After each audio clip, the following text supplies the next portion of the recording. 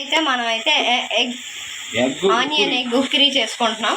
మనమైతే ఇక్కడ onions cut చేసిన ఆనియన్స్, జీలకర్ర, కొద్దిగా జీలకర్ర, మిరపకాయలు, ఉల్లిపాయలు వేస్తాము. ఇక్కడైతే మనం అయితే హైలో పెట్టుకోవాలి. అవన్నీ మిక్స్ చేసుకోవాలి. మొత్తం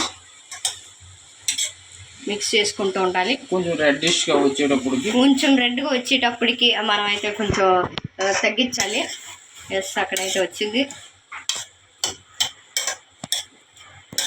మనమైతే ఎగ్స్ అన్నీ ఒక దగ్గర పెట్టుకోవాలి.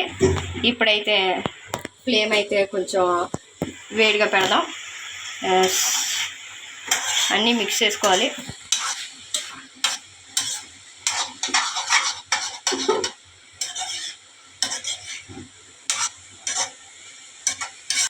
ఆనియన్స్ అయితే ఇంత రెడ్గా అవ్వాలి. మనం అయితే కొంచెం అయితే పసుపు వేసుకుందాం.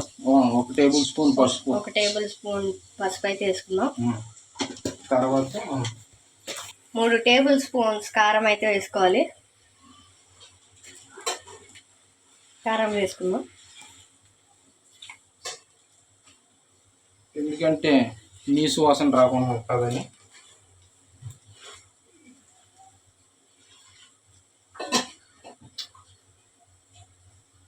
ఒక టేబుల్ స్పూన్ సాల్ట్ వేసుకుందాం. దీన్ని ఇప్పుడు ఇవన్నీ కలుపుకోవాలి.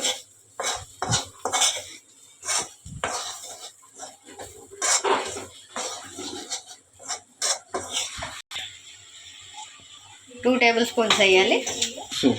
ఇప్పుడు మనం అయితే తీసుకున్న ఎగ్స్ అయితే తీసుకుందాం. పగలకూడదాం.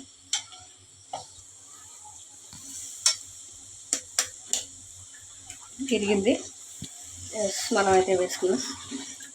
ఒక 4 ఎగ్స్ తీసుకున్నాం. 4 ఎగ్స్ అయితే తీసుకున్నాం.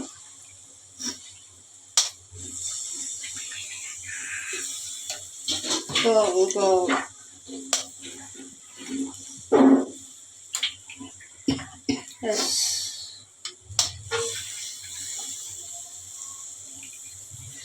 మీకు అంత ఎన్ని ఎగ్స్ అంటే ఎగ్స్ కొట్టుకోవచ్చు కావాల్సినవి. కానీ మాకు ఇంత చేయాలనుకుంటున్నాం కాబట్టి ఎంత కొడుతున్నాం.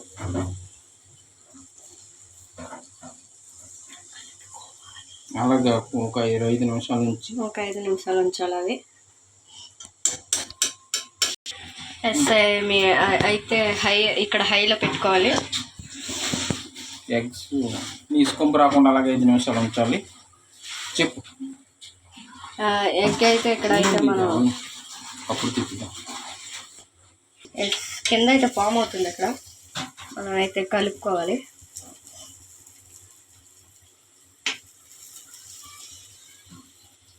నెమ్మదిగా ఇప్పుడైతే మనం అయితే కలపాలి.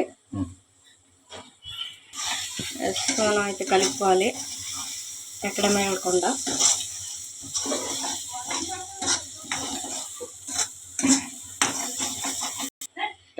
ఇలాగ లో ఫ్లేమ్ లో పెట్టి మనకు కావాల్సిన ఉక్కిరి తయారవుతుంది.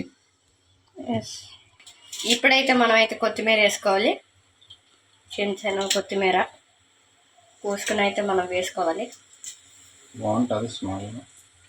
స్మెల్ మొత్తం బాగుంటుంది.